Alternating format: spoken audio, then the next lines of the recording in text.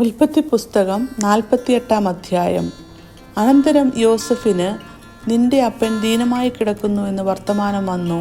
ഉടനെ അവൻ മനശ്ശെ, എഫ്രയീം എന്ന 2 പുത്രന്മാരെ കൂട്ടിക്കൊണ്ടു ചെന്നു. നിന്റെ മകൻ യോസഫ് ഇതാ വരുന്നു എന്ന് യാക്കോബിനെ അറിയിച്ചു. അപ്പോൾ ഇസ്രായേൽ തന്നെത്താൻ ഉറപ്പിച്ച് കട്ടിന്മേലിരുന്നു. യാക്കോബ് യോസഫിനോട് പറഞ്ഞത്, സർവശക്തിയുള്ള ദൈവം കനാൻ ദേശത്തിലെ ലൂസിൽ വെച്ച് എനിക്ക് പ്രത്യക്ഷനായി എന്നെ അനുഗ്രഹിച്ചു. എന്നോട്, ഞാൻ നിന്നെ സന്താന പുഷ്ടിയുള്ളവനാക്കി പെരുക്കി നിന്നെ ജനസമൂഹമാക്കുകയും നിന്റെ ശേഷം നിന്റെ സന്തതിക്ക് ഈ ദേശം ശാശ്വത അവകാശമായി കൊടുക്കുകയും ചെയ്യുമെന്ന് അരുളി ചെയ്തു.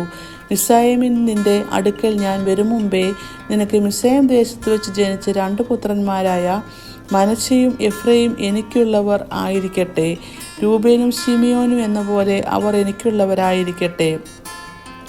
ഇവരുടെ ശേഷം നിനക്ക് ജനിക്കുന്ന സന്തതിയോ നിനക്കുള്ളവരായിരിക്കട്ടെ. അവർ തങ്ങളുടെ അവകാശത്തിൽ തങ്ങളുടെ സഹോദരന്മാരുടെ പേരിൽ പ്രകാരം വിളിക്കപ്പെടട്ടെ.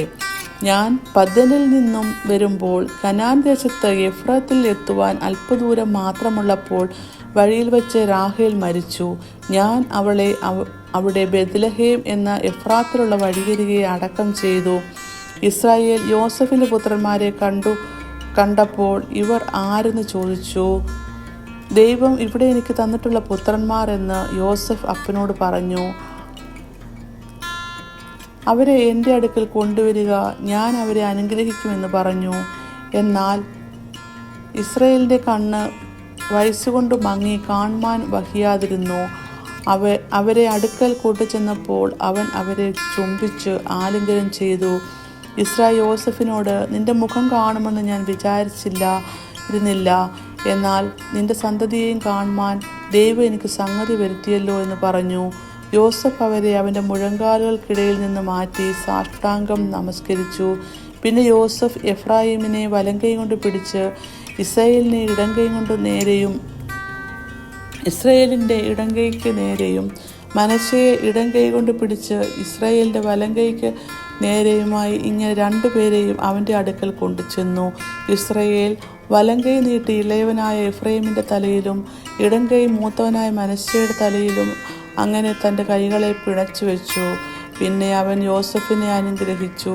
എൻ്റെ പിതാക്കന്മാരായ അബ്രഹാമും ഇസഹാക്കും ഭജിച്ചു പോന്ന ദൈവം, ഞാൻ ജനിച്ച നാൾ മുതൽ ഇന്നുവരെയും എന്നെ പുലർത്തിയിരുന്ന ദൈവം, എന്നെ സകല ദോഷങ്ങളിൽ നിന്നും വിടുവിച്ച് ദൂതൻ ഈ കുട്ടികളെയും അനുഗ്രഹിക്കുമാറാകട്ടെ. എൻ്റെ പേരും എൻ്റെ പിതാക്കന്മാരായ അബ്രഹാമിൻ്റെയും ഇസഹാക്കിൻ്റെയും പേരും ഇവരിൽ നിലനിൽക്കുമാറാകട്ടെ. അവർ ഭൂമിയിൽ കൂട്ടമായി വർദ്ധിക്കട്ടെ എന്ന് പറഞ്ഞു. അപ്പൻ വലങ്കൈ എഫ്രയീമിൻ്റെ തലയിൽ വെച്ച് എന്ന് യോസഫ് കണ്ടപ്പോൾ അവന് അനിഷ്ടം തോന്നി. അപ്പൻ്റെ കൈ എഫ്രയീമിൻ്റെ തലയിൽ നിന്ന് മനശ്ശെയുടെ തലയിൽ മാറ്റിവെപ്പാൻ പിടിച്ചു. യോസഫ് അപ്പനോട്, അങ്ങനെയല്ല എൻ്റെ അപ്പ, ഇവനല്ലോ ആദ്യജാതൻ, ഇവൻ്റെ തലയിൽ വലങ്കൈ വെക്കണമെന്ന് പറഞ്ഞു. എന്നാൽ അവൻ്റെ അപ്പൻ സമ്മതിക്കാതെ, എനിക്കറിയാം മകനെ, എനിക്കറിയാം, ഇവനും ഒരു വലിയ ജനമായി തീരും, ഇവനും വർദ്ധിക്കും, എങ്കിലും അനുജൻ അവനേക്കാൾ അധികം വർദ്ധിക്കും. അവനവൻ്റെ സന്തതി ജനസമൂഹമായി തീരുമെന്ന് പറഞ്ഞു. അങ്ങനെ അവൻ അന്ന് അവരെ അനുഗ്രഹിച്ചു. ദൈവം നിന്നെ എഫ്രയീമിനെയും മനശ്ശെയും പോലെ ആക്കുമാറാകട്ടെ എന്ന് ഇസ്രായേലിയർ നിന്റെ പേർ ചൊല്ലി അനുഗ്രഹിക്കുമെന്ന് പറഞ്ഞു. എഫ്രയീമിനെ മനശ്ശെയ്ക്ക് മുമ്പാക്കി യോസഫിനോട് ഇസ്രായേൽ പറഞ്ഞത്, ഇതാ ഞാൻ മരിക്കുന്നു. ദൈവം നിങ്ങളോടുകൂടെ ഇരുന്ന് നിങ്ങളുടെ പിതാക്കന്മാരുടെ ദേശത്തേക്ക് മടക്കിക്കൊണ്ടു പോകും. എൻ്റെ വാളും വില്ലും കൊണ്ട് ഞാൻ അമോര്യരുടെ കയ്യിൽ നിന്ന് പിടിച്ചടക്കിയ മലഞ്ചെരിവ് ഞാൻ നിന്റെ സഹോദരന്മാരുടെ ഓഹരിയിൽ കവിഞ്ഞതായി നിനക്ക് തന്നിരിക്കുന്നു. ഇങ്ങനെ 48 അധ്യായം അവസാനിക്കുന്നു.